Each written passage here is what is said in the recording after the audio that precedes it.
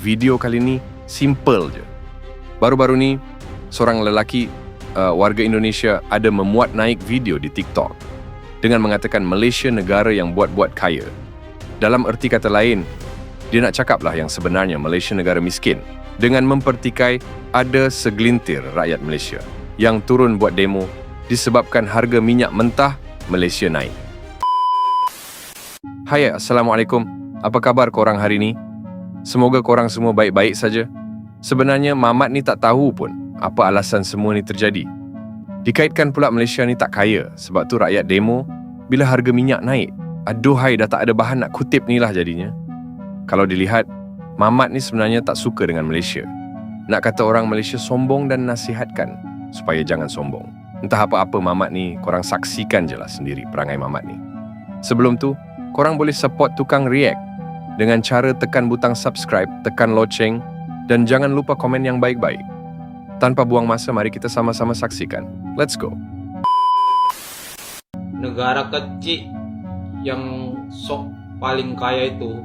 Ini orang Indonesia yang kesekian kalinya mengatakan Malaysia ini negara kecil, Malaysia ini negara yang sok kaya, sombong. Benar saudaraku, Malaysia ini memang negara kecil. Tapi tahukah saudaraku, di negara yang kecil ini ada jutaan rakyat Indonesia mengais rezeki. Kalau anda katakan BBM di Malaysia ini naik 2 kali lipat dan rakyat Malaysia itu turun ke jalan buat demo, saya sekarang berada di Malaysia, bekerja di Malaysia dan saya tidak melihat hal itu. Kalau ada pun yang demo, itu bagian kecil saja.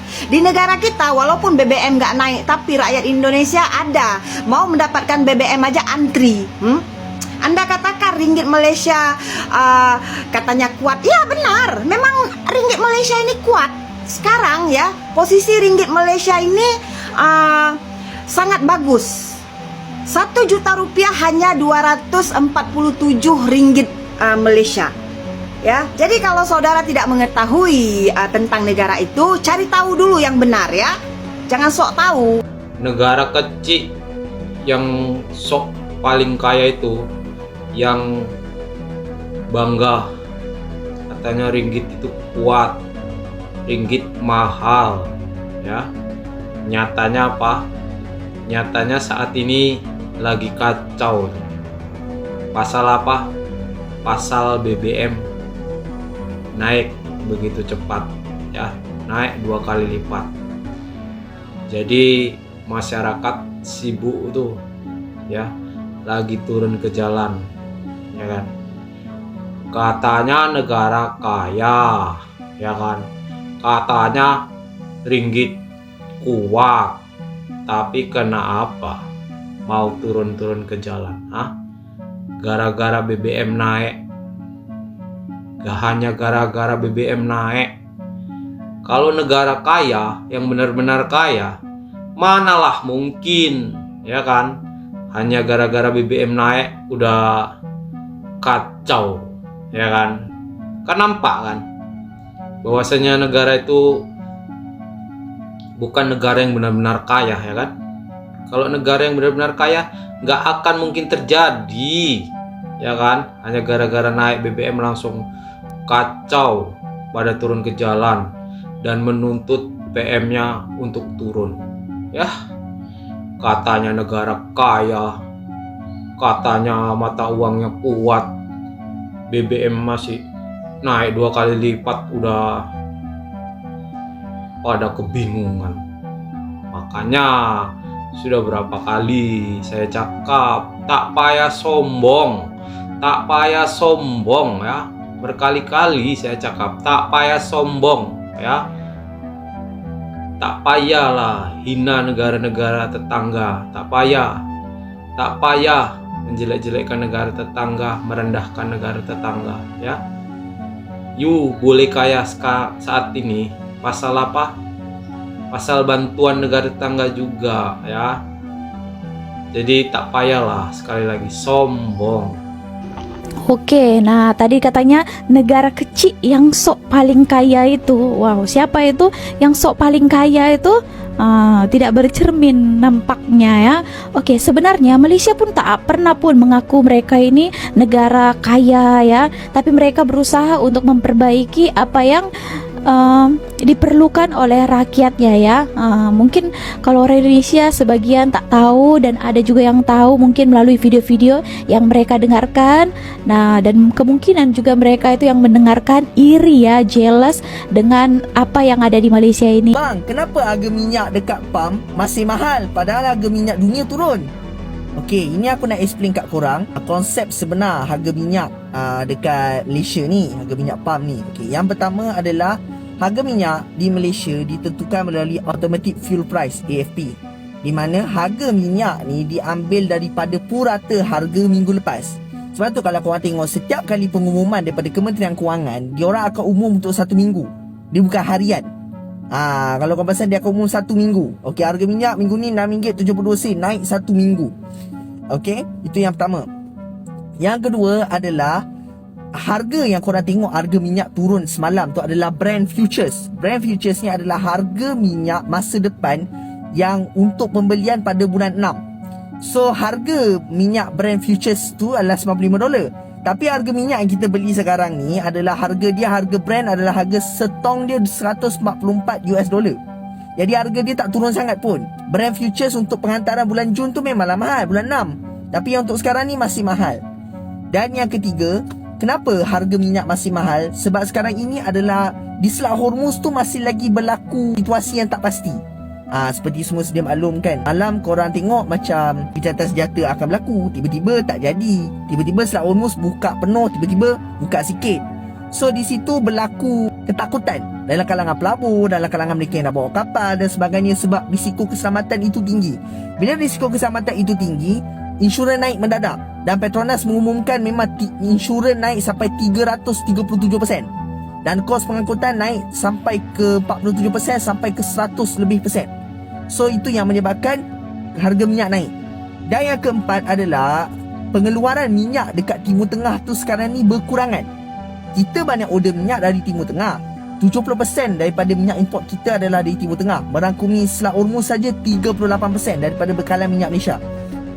Kita import minyak daripada luar, 70% pada ini adalah dari Selat Hormuz. Dan yang paling besar adalah Arab Saudi dan kedua UAE. Jadi bila mereka ni diserang oleh Iran, mereka mengurangkan pengeluaran tu sebab nak jaga keselamatan plant tu.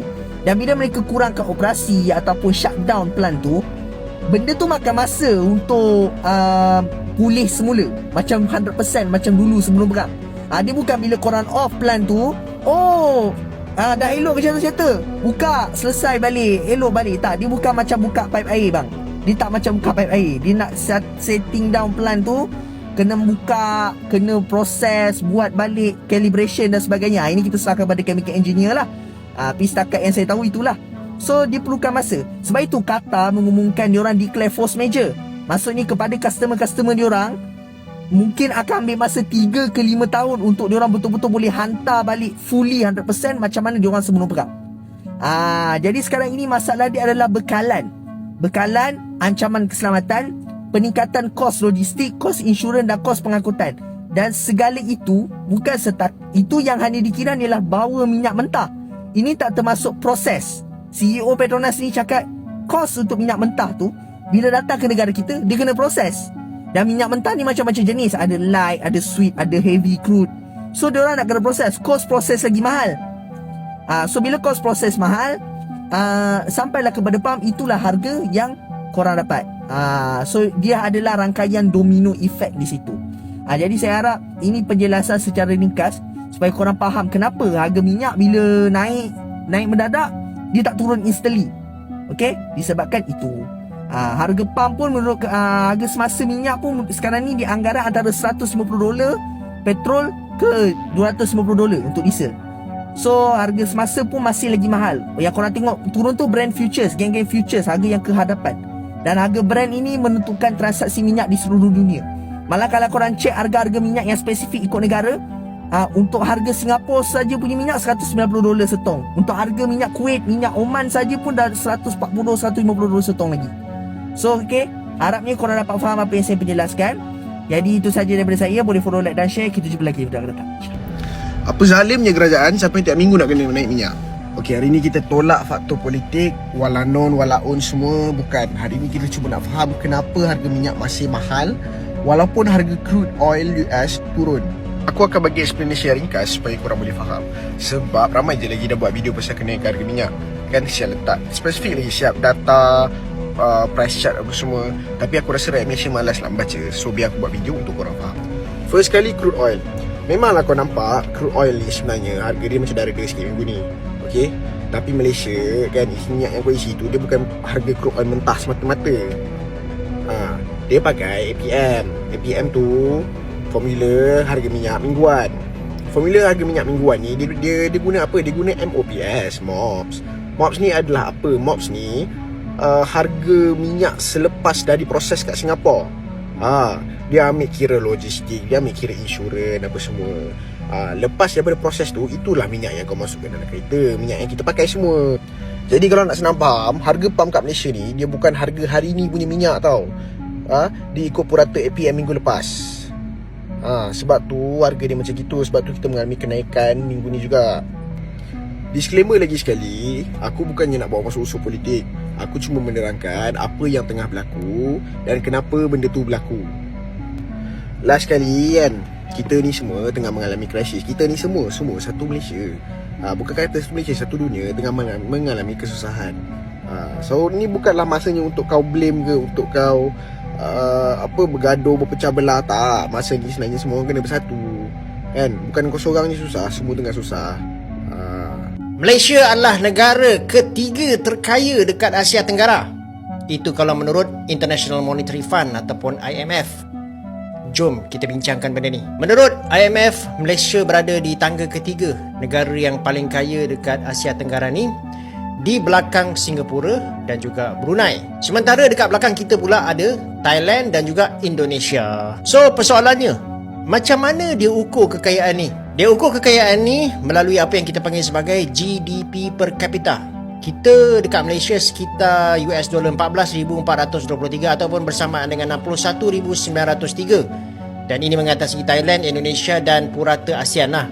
Kalau kita ikut angka kasar, Malaysia juga melepasi purata Asia Pasifik yang menunjukkan ekonomi kita dalam keadaan yang baik lah. Walaupun pengumuman daripada IMF ni boleh dikatakan membanggakan kita lah sebagai rakyat Malaysia, yang kita ni bukannya calang-calang dekat tempat ketiga, babe.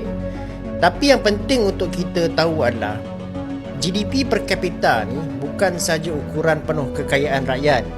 Dia adalah satu angka yang mana dibahagi jumlah ekonomi negara dengan jumlah penduduk tanpa lihat agihan pendapatan sebenar.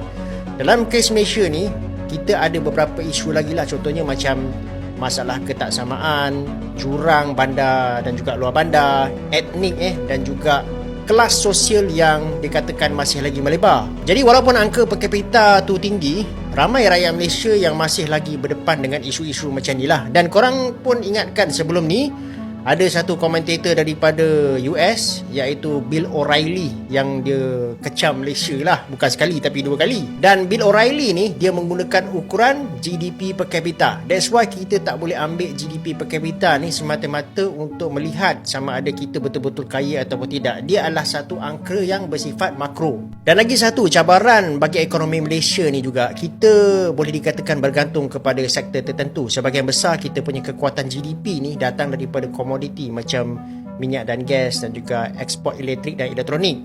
Kalau harga minyak jatuh ataupun permintaan global merosot, angka GDP ni pun boleh tergelincir dengan cepat juga. Jadi kesimpulannya, ya, kita boleh bangga yang Malaysia ni berada dekat tempat ketiga Asia Tenggara. Tapi kita jangan terlalu selesa dengan angka ni sebab kita mesti memfokus juga kepada jurang ataupun ketidaksamaan dan pastikan kekayaan tu sampai semua kepada rakyat bawahan. Jadi begitulah pernyataan dari seorang warga Indonesia yang dibidas sendiri oleh warga Indonesia yang lebih cerdik. Apa yang dapat kita saksikan tadi? Kalau dilihat, Mamat ni macam menyimpan satu perasaan geram dan dendam terhadap orang Malaysia yang dia kata sombong. Sebenarnya dia ni tak faham bahawa rakyat Malaysia tu, jika bercerita pasti ada data dan fakta, bukan nak sombong. Yang sombong tu kalau dilihat segelintir warga Indonesia yang tak nak terima hakikat bahawa Malaysia memang lebih baik dari Indonesia. Dan itu faktanya. Mamat ni kena banyak study dulu tentang Malaysia. Jangan suka-suka nak label negara Malaysia tak kaya. Malaysia memang kaya. Pendapatan tahun lalu saja antara paling baik di Asia. Harga minyak naik pun bersebab. Dan bukan ikut suka hati. Semua negara pun minyak tengah naik. Sebab tu hairan juga bila Indonesia tak naikkan harga minyak, sah-sah negara Indonesia terpaksa tanggung beban, mengalami defisit dan mungkin semakin menambah hutang. Hati-hati je lah, semoga Prabowo alert hal ni. Kita doakan semoga Mamat ni dijauhkan dari PHD, penyakit hasad dengki. Jadi mungkin itu saja untuk video kali ini. Kita jumpa lagi di next video. Assalamualaikum, bye-bye.